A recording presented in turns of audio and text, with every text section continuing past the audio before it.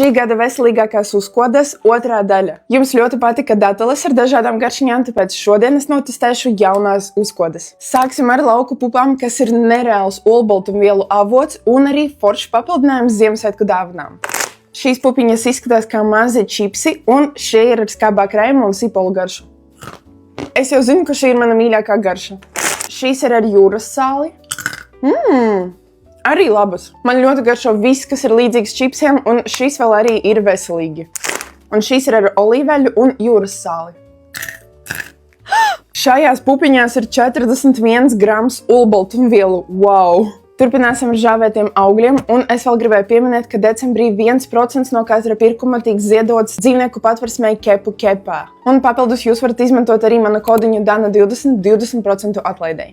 Šī ir kaltēta marakuja, un es jau zinu, ka tā būs garšīga.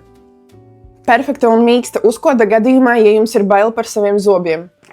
Es jau esmu pazīstama ar šo mango ar čili. Šis varētu patikt cilvēkiem, kam dzīvē nepietiek asumiņa. Un tas cilvēks nebūšu es. Un arī parasts kaltēts mango. Šis tiks apēsts pirmām kārtām.